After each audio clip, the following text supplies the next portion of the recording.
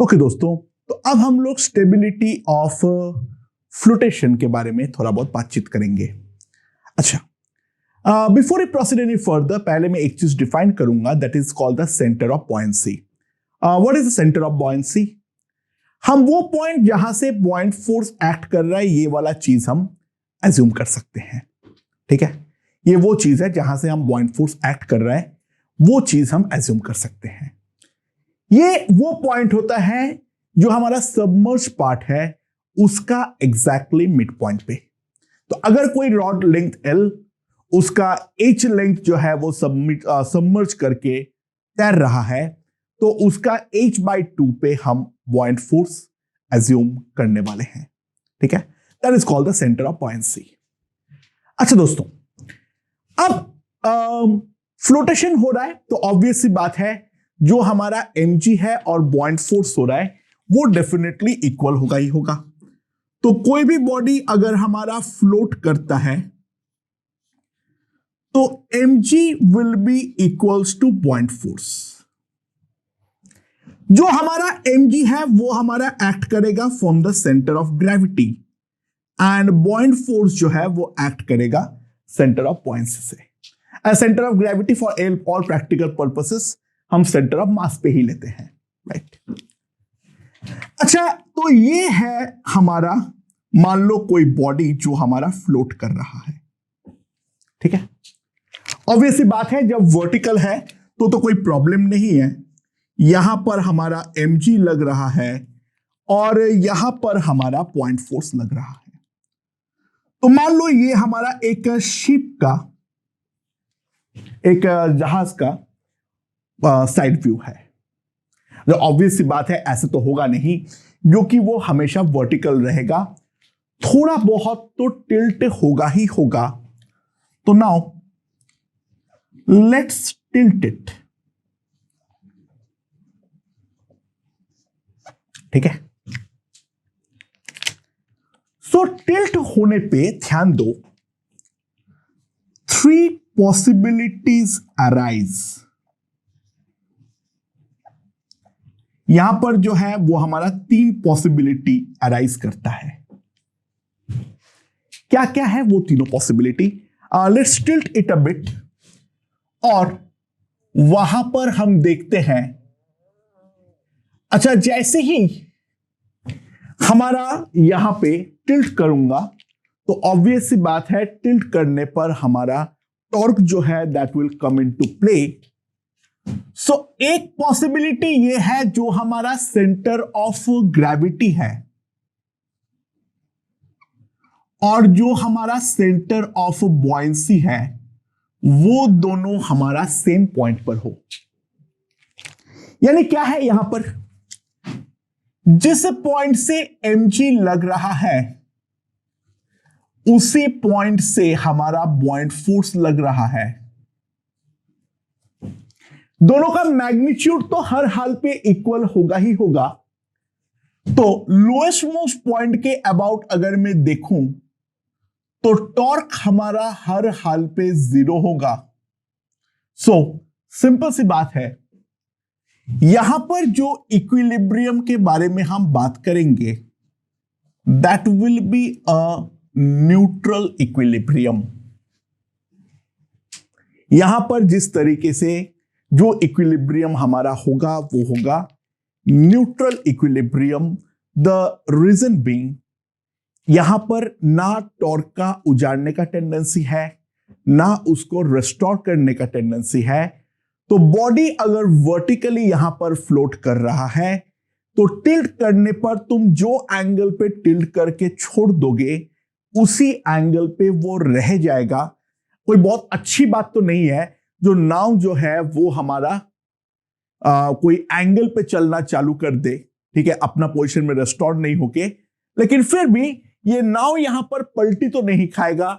यानी यहां पर सिंपल सी बात है, जो हमारा टॉर्क होगा वो तो डेफिनेटली खत्म है। अच्छा, अगला पॉसिबिलिटी ये बनेगा, जो हमारा टिल्ट हुआ, जो हमारा सेंटर ऑफ बॉयंसी है वो हमारा नीचे हो। सो this is the centre of buoyancy. और जो हमारा सेंटर ऑफ ग्रेविटी हो या यहां पर हो। तो मैंने राइट की तरफ जब टिल्ट किया तो सेंटर ऑफ ग्रेविटी से mg नीचे की तरफ लगेगा और सेंटर ऑफ बॉयंसी से बॉइंट फोर्स ऊपर से लगेगा। तो मैं नीचे वाले पॉइंट ऑफ व्यू से अगर मैं ध्यान दूं, नीचे वाले के पॉइंट ऑफ व्यू से अगर मैं ध्यान दूं तो tau due to mg will be definitely greater than the tau due to the buoyant force. But mg का टॉर्क इसको टॉपल करवाना चाहता है, बॉइंट फोर्स जो है यहां पर हमारा रेस्टोर करवाना चाहता है। तो सिंपल सी बात है, यहां पर अगर हम ध्यान दें, जो हमारा टॉपलिंग टॉर्क है, यहां पर जो हमारा टॉपलिंग टॉर्क है that is greater than the restoring torque. हाँ कि ना? अगर सेंटर ऑफ बॉयंसी मेरा नीचे हो और सेंटर ऑफ ग्रेविटी मेरा ऊपर हो, इन दैट केस सिंपल सी बात है, the toppling torque will be greater than the restoring torque. तो मैं राइट की तरफ अगर थीटा पे मोड़ा तो ये और टॉर्क राइट की तरफ ले जाना चाहेगा, तो सिस्टम विल टॉपल। यानी जहाज में अगर ये वाला सिनेरियो हो, यानी मैं नीचे सब कुछ खाली रखूं और ऊपर खचाखच लोगों को भर दूं, तो ऑब्वियस सी बात है थोड़ा सा भी डिस्टर्बेंस जो कि डेफिनेटली आने वाला है, जहाज मेरा टॉपल कर जाएगा और ऐसा इक्विलिब्रियम को हम बोलेंगे अनस्टेबल इक्विलिब्रियम। ऐसा इक्विलिब्रियम को हम बोलेंगे unstable equilibrium. And now let's consider the case, यहां पर हमारे पास ये टिल्टेड बॉडी है और जो मेरा सेंटर ऑफ बॉयंसी है वो मेरा ऊपर है और जो हमारा सेंटर ऑफ ग्रेविटी है वो नीचे है। सो this is the centre of gravity और यहां पर है मान लो मेरा सेंटर ऑफ बॉयंसी। ठीक है, ऐसे मिड पॉइंट लग नहीं रहा है बट कोई बात नहीं।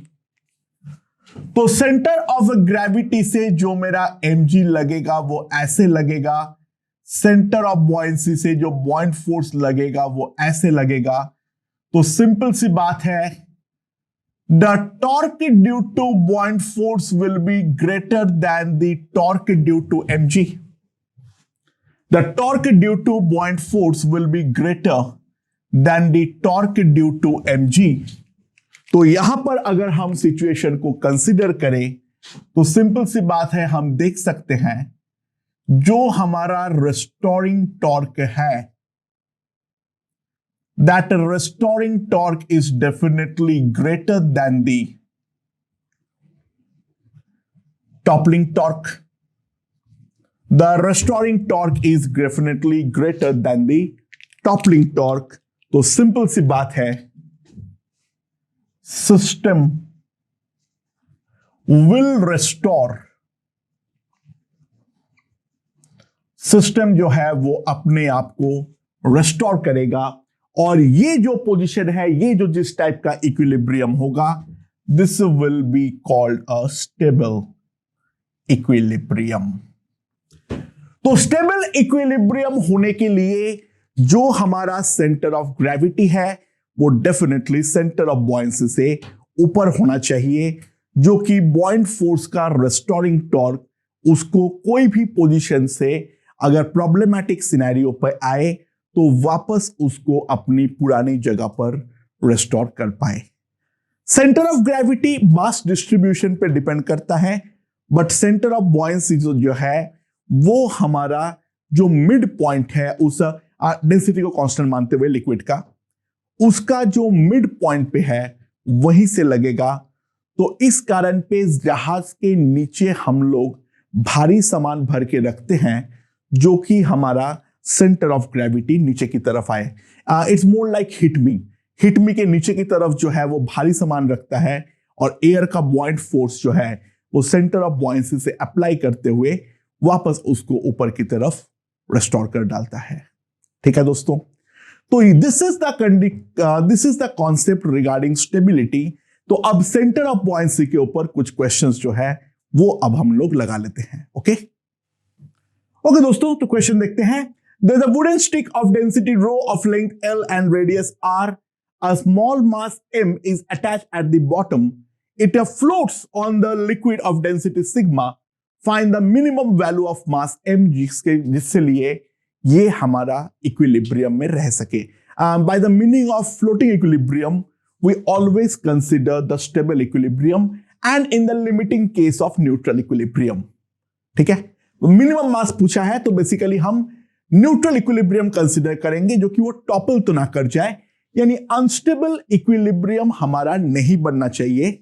तो सिंपल सी बात है, for limiting case what we can say, we consider neutral equilibrium. यानी सिंपल सी बात है, न्यूट्रल इक्विलिब्रियम का मतलब centre of mass and centre of gravity must coincide.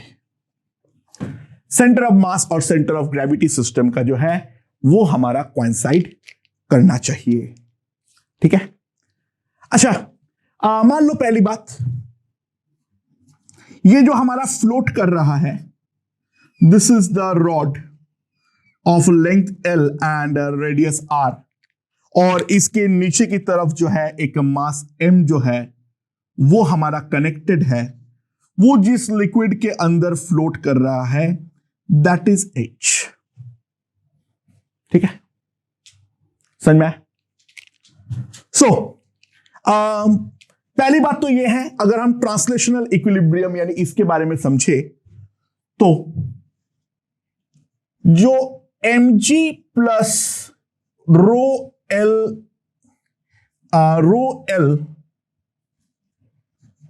Into pi R square into G must be equals to sigma h into pi R square into G. पहले ये तो हम डायरेक्टली लिख सकते हैं, ये तो हमारा मेंटेन होना ही चाहिए क्योंकि mg must be equals to बॉइंट force. ठीक है, पहले ये चीज डेफिनेटली होना चाहिए। So this is gone, mass m का वैल्यू जो आ गया that is pi R square into rho L minus sigma h, that is the value of small m। ठीक है, अच्छा, location of centre of buoyancy, location of centre of buoyancy अगर मैं देखूं is eight h/2 from bottom, क्योंकि वो तो हमारा उसका मिड पॉइंट पर ही होता है, दैट्स ऑलवेज ट्रू। ठीक है, लोकेशन ऑफ सेंटर ऑफ मास क्या होगा? Location of centre of mass from bottom क्या होगा? अच्छा, ऑब्वियस बात है, अगर हम ध्यान दें, इसको अगर मैं लेता हूं तो m का कंट्रीब्यूशन तो 0 हो जाएगा। सो इसका जो पोजीशन होगा दैट विल बी इसका mass rho L into pi R square और उसका खुद का centre of mass is at L/2 divided by m plus rho L into pi R square, ये हमारा हो जाएगा। And this two must be equal, तो सिंपल सी बात है, जो हमारा h होगा that must be rho into pi R square L square by m plus rho L into pi R square, ये हमारा h का वैल्यू होना चाहिए। और अब ये h यहां पर सब्स्टिट्यूट कर दो, you will simply get the value of m। मेरे ख्याल से ये हमें समझ में आ गया है, अब ज्यादा दिमाग लगाने का कोई फायदा नहीं है, अब आगे तो हम निकाल ही लेंगे, ठीक है ना। इस h को सिंपली वहां पे सब्स्टिट्यूट कर दो, हमारे पास m में क्वाड्रेटिक बनेगा, ठीक है, एक m स्क्वायर का टर्म बनेगा और वो m स्क्वायर का टर्म से फिर हम लोग आगे निकाल लेंगे जो भी है, ठीक है। ये खुद स्मॉल m के टर्म्स में इसलिए बोल रहा हूं, ठीक है। कैलकुलेशन कर लोगे उम्मीद है, गुड, फेयर इनफ। सो दोस्तों, अब ये वाले प्रोफाइल हमें समझ में आ चुका होगा एंड सेंटर ऑफ बॉयंसी जो है वो हम किस तरीके से निकालेंगे वो भी मेरे ख्याल से हमारा क्लियर हो चुका है। तो इसके रिगार्डिंग और 2-3 क्वेश्चन कर लेते हैं, ठीक है, और उसके बाद फिर ये वाला पार्ट खत्म हो जाएगा। बस ये कॉन्सेप्ट जो था वो इंपॉर्टेंट था, क्वेश्चंस इसके काफी आसान होते हैं, ठीक है। ओके दोस्तों, मेरे पास एक रॉड है जो नीचे वाला पॉइंट पे हिंज्ड है, रॉड यूनिफॉर्म है, ठीक है, मास डेंसिटी यूनिफॉर्म लेना है, इसका लेंथ है 1 मीटर। यहां का सरफेस से जो हाइट है वाटर जहां तक मैंने भरा हूं वो 0.5 मीटर है। तो मैंने देखा जब इक्विलिब्रियम सेट इन हुआ वहां पर ये एंगल थीटा बना रहा है वर्टिकल के साथ, थीटा 0 डिग्री नहीं है, ठीक है ना। 0 डिग्री ऑब्वियस इक्विलिब्रियम पोजीशन है क्योंकि वहां पर टॉर्क का कोई फंडा ही नहीं है और वर्टिकल फोर्स बैलेंस तो होगा ही होगा क्योंकि हिंज कोई भी अननोन फोर्स लगा देगा। तो थीटा इक्वल टू 0 तो ऑब्वियस इक्विलिब्रियम पोजीशन है।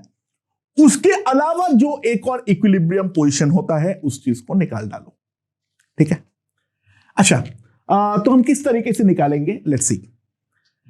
मान लो इसका जो क्रॉस सेक्शनल एरिया है, इसका जो क्रॉस सेक्शनल एरिया है,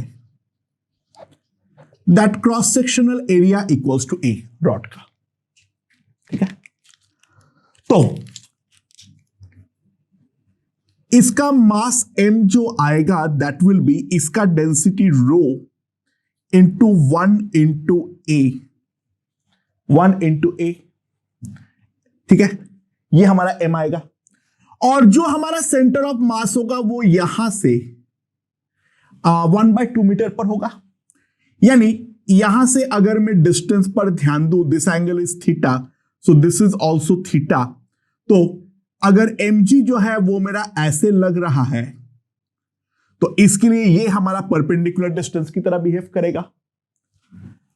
तो torque due to mg will be equals to rho into 1a into g into half sine theta, ठीक है। अच्छा, हमारा बॉइंट फोर्स कितना होगा? अच्छा, ये अगर 0.5 है तो ये टोटल लेंथ जो सबमर्ज्ड है वो हमारा कितना है? ये हमारा ये हाइट जो है वो 0.5 है। सो ये वाला हाइट के, ये वाला लेंथ के अलोंग अगर मैं देखूं तो that will be equal to 0.5 sec theta, ठीक है। तो it will be rho water 0.5 sec theta into A into G, और बॉइंट फोर्स इसका सेंटर ऑफ बॉयंसी से लग रहा है। तो सेंटर ऑफ बॉयंसी जो है दोस्तों ध्यान देना, वो तो इसका जो सबमर्ज पार्ट है उसका आधे से लगेगा। तो ये वाला लेंथ अगर 0.5 सेक थीटा है तो ये वाला जो डिस्टेंस होगा that will be 0.25 sec theta, यानी उसका भी आधा। और ये लेंथ अगर 0.25 इंटू सेक थीटा है और ये थीटा है तो ये वाला डिस्टेंस जो होगा that will be equals to 0.25 sec theta into sine theta. तो दोस्तों टॉर्क ड्यू टू बॉइंट फोर्स जो आएगा that will be rho W 0.5 sec theta A into G into 0.25 sine theta, ये हमारा आने वाला है।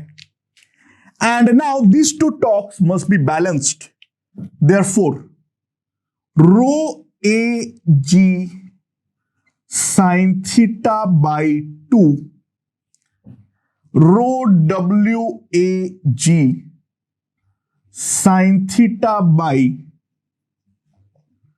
कॉस स्क्वायर थीटा, और यहां पर और क्या आ रहा है 1/2 into 1/4 that will be equals to 1/8। ठीक है, ये हमारे पास आने वाला है।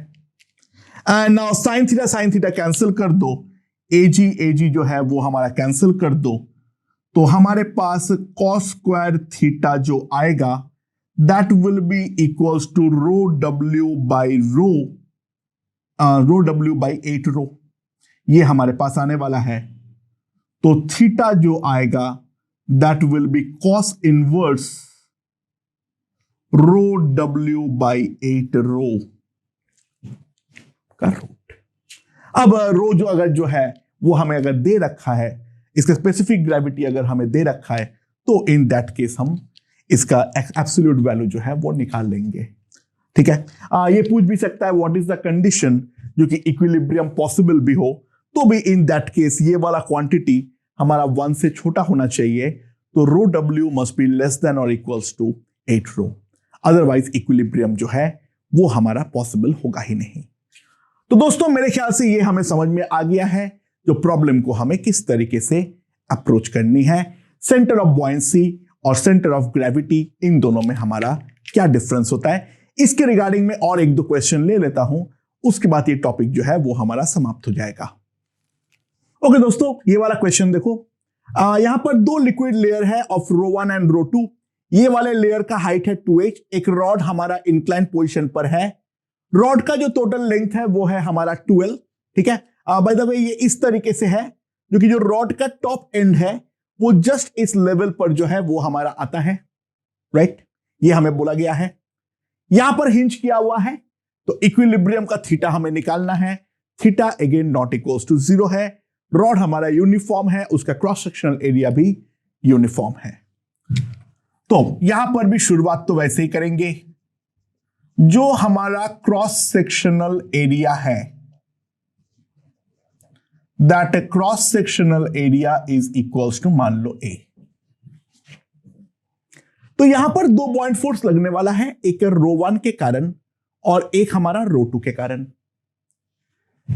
अच्छा, रो 1 के कारण जो बॉइंट फोर्स होगा BF1, वो मैं क्या लिख सकता हूं, रो 1। अच्छा, ये अगर मेरा 2h है, ये मेरा अगर 2h है, तो this is 2h sec theta, A into 2h sec theta, that's the volume, ठीक है, into G, that is the point force 1। और ये अगर 2h sec theta है, तो ऊपर का लेंथ होगा 12 minus 2h sec theta, तो दूसरे वाले का जो हमारा पॉइंट फोर्स होगा BF2, that will be rho 2 into h into 12 minus 2h sec theta into G। ये हमारा BF1 और BF2 आ गया पॉइंट फोर्स। अच्छा, ये वाला पॉइंट फोर्स जो है वो इसका सेंटर ऑफ बॉयंसी से लगने वाली है, यानी इसके मिड पॉइंट से लगने वाली है, और ये वाले का इसके ऊपर से लगने वाली है, इसके मिड पॉइंट से। तो this will be the location of BF1, this will be the location of BF2, और इसका खुद के मिड पॉइंट से mg लगने वाला है। ठीक है, राइट। अच्छा, तो टॉर्क ड्यू टू mg कितना होगा, what will be the force rho not into इसका एरिया A, इसका लेंथ 12, ठीक है, इंटू G, दैट्स mg। ये वाला डिस्टेंस जो होगा वो L होगा, ये अगर L है, ये थीटा है, तो ये डिस्टेंस जो है वो है मेरा L sin theta. So that will be equals to 2 rho not A L square G sin theta, that is a torque due to mg। अच्छा, torque due to BF1, point force 1 कितना होगा, 2 ρ1 AHG sec theta, that is the force. अच्छा, ये length जो है वो कितना होगा? h sec theta. ये वाला लेंथ जो होगा, ये पूरा अगर 2h sec theta है तो ये लेंथ कितना होगा? h sec theta. ठीक है? So into h sec theta into sin theta. So that will be equals to 2 ρ1 AH square G sec square theta into sin theta. sin theta को लेकर दिमाग मत लगाना, सब में आने वाला है वो, ठीक है? और यहां से यहां का डिस्टेंस कितना होने वाला है? ये वाला डिस्टेंस ध्यान दो, इसका लेंथ है 12 माइनस 2h sec theta, तो ये वाला आधा लेंथ हो जाएगा, ये जो हमारा इतना लेंथ अगर 2h minus 2h sec theta है तो आधा लेंथ हो जाएगा l minus h sec theta. तो पूरे में से अगर हम सब्सट्रैक्ट कर दे तो that will B 12 minus l minus h sec theta, that will B l plus h sec theta. यानी ये वाला डिस्टेंस जो आ जाएगा वो आएगा l plus h sec theta. तो टॉर्क ड्यू टू बॉइंट फोर्स 2 कितना आएगा? 2 ρ2 A L minus H sec theta into L plus H sec theta into G into sin theta. तो 2 ρ2 A G L square minus L square sec square theta into sin theta. So now net torque अगर मैं equate कर दूं तो tau due to mg must be equals to tau due to बॉइंट force 1 plus point force 2. जो term obvious cut रहा है वो देख लो. g sin थीटा सब में है वो उड़ा दो, एरिया सब में है वो उड़ा दो, 2 सब में है वो उड़ा दो. तो जो टर्म हमारा बच रहा है केवल उन्हीं के ऊपर ध्यान दो. तो rho not into L square, यहां पर केवल रो नॉट और एल स्क्वायर बचेगा, ए जी साइन थीटा और 2 तो उड़ेगा. That will be ρ1 A square sec square theta, ठीक है, plus ρ2 into L square minus A square sec square theta. तो हमारे पास क्या आएगा? Rho naught minus ρ2 into L square, ठीक है, that will be ρ1 minus ρ2 into A square sec square theta. So उसको अगर मैं वहां पर ले जाऊं तो मेरे पास कॉस स्क्वायर थीटा जो है that will be equals to H square by L square ρ1 minus ρ2 by rho naught minus ρ2. ये हमारे पास आएगा, ठीक है. ऑब्वियसली बात है ρ2 सबसे छोटा होने वाला है ये, वरना ρ2 ρ1 के ऊपर क्यों है, सिंपल सी बात है, ठीक है. सो cos theta will be equals to h by l under root ρ1 minus ρ2 by ρ0 minus ρ2. So theta will be cos inverse h by l under root ρ1 minus ρ2 by ρ0 minus ρ2. तो दोस्तों, centre of buoyancy regarding questions अब हम लोग देख चुके हैं. हर question में यही करना है, इसके अलावा कुछ नहीं करना है. तो मैं और टाइम पास नहीं कर रहा हूं, 2 लिक्विड भी ले लिया, सब कुछ ले लिया. अब मेरे ख्याल से यहां पर समझ में आ चुका है. अगर हिंज कर दियो तो स्टेबिलिटी के बारे में कोई दिक्कत नहीं है, लोकेशन कुछ भी हो सकता है, बस टॉर्क बैलेंस कर देना है तुम्हें. और अगर हिंज नहीं किया हुआ है, केवल वर्टिकल फ्लोटेशन किया हुआ है, वहां पर हमें केवल और केवल स्टेबल इक्विलिब्रियम के बारे में ही सोचना पड़ेगा। सो ये वाला पार्ट हमारा खत्म हो चुका है। अच्छा, जाने के पहले क्विक डेफिनेशन। पे लोड क्या होता है? हमारा जो हॉट एयर बलून होता है उसमें अंदर के हवा का डेंसिटी बाहर के एयर से कम होती है। तो जस्ट जैसे हम लिक्विड में अभी तक बॉयंसी किए हैं, बाहर का एयर भी उस बलून के ऊपर हमारा बॉइंट फोर्स अप्लाई करता है। बॉइंट force is greater than mg, तो वो बलून हमारा ऊपर की तरफ उठेगा। तो बॉइंट फोर्स माइनस mg को हम बोलते हैं पेलोड। पेलोड बहुत बार केजीज में देते हैं, तो इंटू जी कर लेना। पेलोड इज बेसिकली वेट, ठीक है। इसका नाम पेलोड क्यों पड़ा है? क्योंकि कोई बलून के सहारे अगर हम माल को एक जगह से दूसरी जगह पे ट्रांसपोर्ट कराना चाहते हैं, तो उस दोनों फोर्स के जो करस्पॉन्डिंग डिफरेंस है, उतना मास के लिए ही तो तुम्हें पे करना है सामने वाले को। That's why it is called payload. Payload is nothing but air के केस में बॉइंट फोर्स माइनस mg, बहुत बार उसको g से डिवाइड करके लिखते हैं, ठीक है। That's it. उसको डेफिनेशन के रिगार्डिंग और दिमाग लगाने की कोई जरूरत नहीं है। It's a simple name. इससे कोई संबंध नहीं है, बट हाँ ठीक है, और कहीं पर बताया नहीं हो तो यहां पर मैंने बता दिया। एयर के केस में बॉइंट फोर्स निकालो, mg निकालो, सब्सट्रैक्ट कर दो, तुम्हारे पास पेलोड आ जाएगा। केजीस में पूछेगा, g से डिवाइड कर देना। तो अब हम लोग फ्लूइड का लास्ट पार्ट की तरफ बढ़ चुके हैं, जो है एक्सीलरेटेड फ्रेम। थोड़े बहुत एक्सीलरेशन के रिगार्डिंग बातचीत हमने किए हैं, लेकिन अब उसको हम प्रॉपर फॉर्मलाइज करेंगे in the accelerated frame questions. We will see क्या होता है।